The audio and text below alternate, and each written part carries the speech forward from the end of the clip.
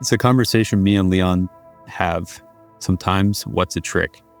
What does that mean?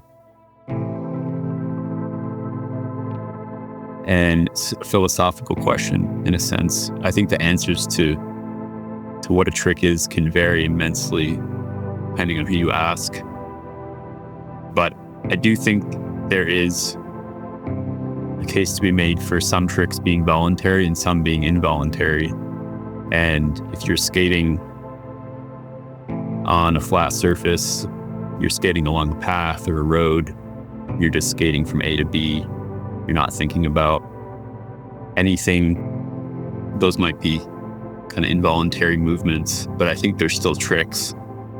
I think that just striding on skates in a certain context can be a trick as well.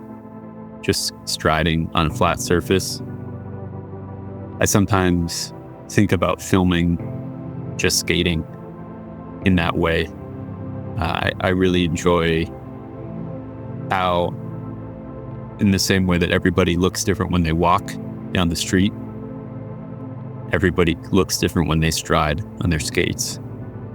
And therefore, I find it enjoyable to watch people just striding on skates.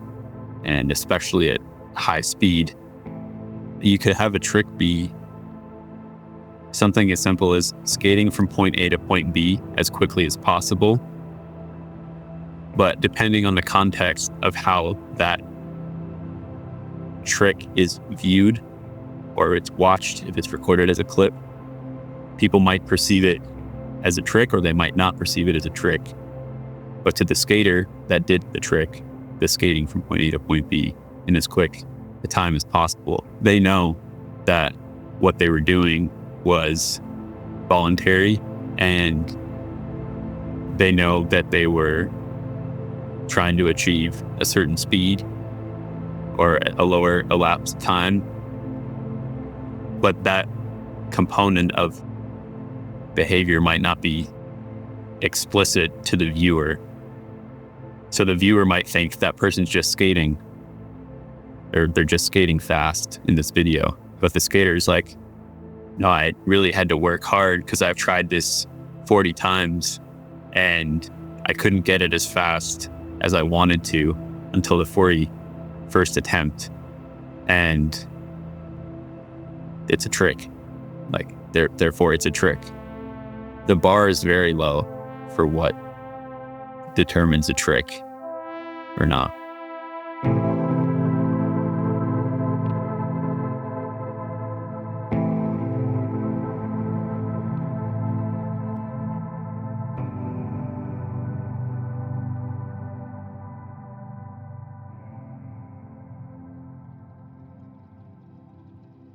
Some people might film a video clip and it's very clear what the trick is in that video clip to some skaters. But if you ask 10 or 100 different people, where is the trick happening in this clip, you might get different answers. And in the classical sense, tricks are the movements that are happening in the middle of the video clip, but not in the beginning or the very end.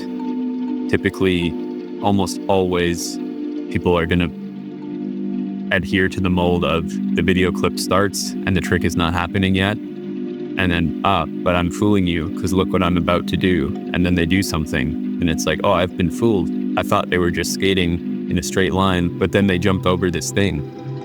I didn't see that coming. And then they roll away and you're like, oh, so that they jumped over the thing and that was the trick. Aha. I remember this clip of Colin Martin from Brain God where I believe it was filmed in Quebec City. He had the idea of wanting to film a trick on a sidewalk where he pretends to be skating forwards, but he actually did the movement in reverse. He tried to recreate what it looks like to skate in reverse. I would imagine there's people who watch that clip and they don't get it, right? They don't realize what happened there. It's like something looks a little off, but I can't pinpoint what it is. You think you know the trick in this clip, but it's actually something else, very different. Yeah, so the definition of what a trick is very context dependent, but it's not too dissimilar from the first person to do a grind on the inline skates. I think the experience people would have had when seeing that happen or watching a video clip of that happening wouldn't be that different than the experience of watching like this clip of Colin Martin where he's moving in reverse.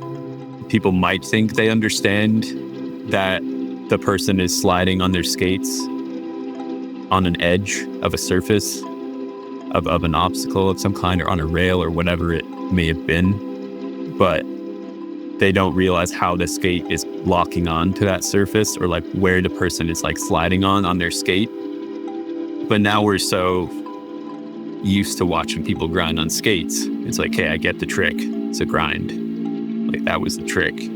So the word trick, it's almost like it's not aging well, because there's such a formula in these activities now, this like subconscious, implicit, but hard ingrained formula of like, I need to film a trick and I know what qualifies as a trick, that it's almost like the term has lost its original effect. And it's like what people are doing on equipment, it's feeling less and less like a trick as time goes on, because I think it's becoming harder and harder to have an element of surprise or have something happen on screen that's unexpected. And there's all sorts of factors that go into that, including like how something is viewed and the camera angle and how it's directed and these kinds of things.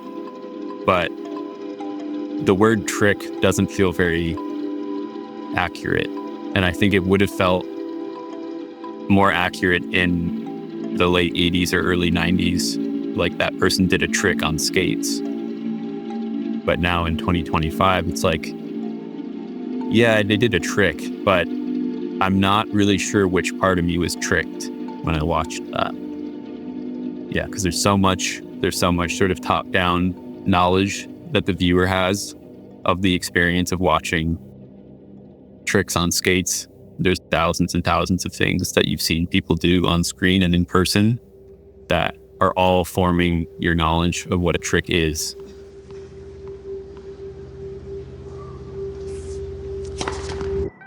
The trick element being the surprise element, being the novelty element,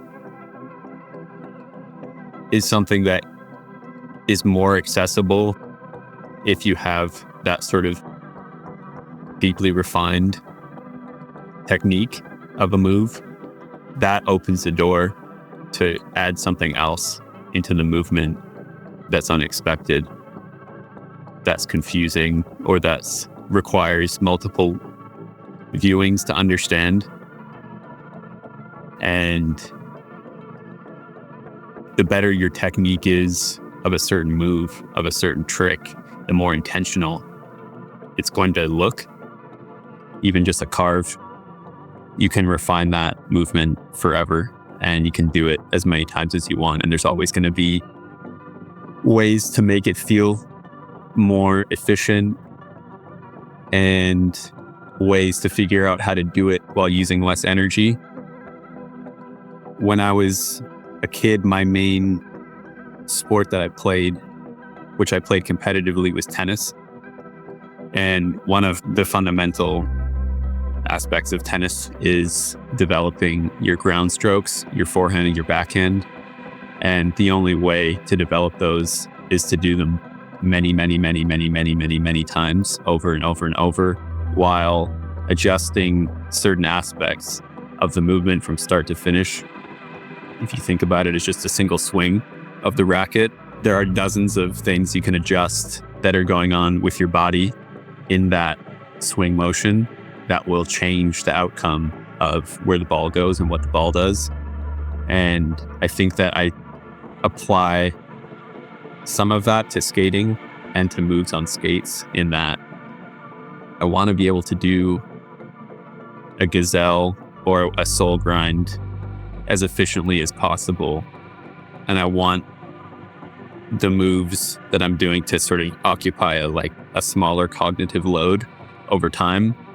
And I think the reason I want that is because that enables me to add things into those movements, either before, after, or during them, that you can't do if it's taking up too much space in your mind. If doing a soul grind is like a really strenuous, stressful, demanding position for you, it's going to be hard to add something to it or add something before or after it. And so I get a lot of pleasure out of just like doing moves over and over and over. And sometimes you find things out about a move that you didn't know was there. And you're like, I've done this move so many times, but I didn't realize if I put my weight in that position, it actually gives me very different feedback than if I put my weight in this other position. And that can enable new ideas in itself. Just these little things that are invisible, right, to other people. But the strokes and developing better strokes in tennis with time and with practice as a kid is quite boring. It's not very stimulating, and it's very technical. And I think I didn't really understand it. Maybe this is the reason I didn't play tennis after I found skating. It's almost like in order to get better at tennis, it had to get boring and it had to get kind of more involved too much thought. It kind of took away the enjoyment of the activity because I was so young. But as an adult, now I understand the importance of that when I look back at it. And I realize like, oh, I'm applying some of that to skating. I think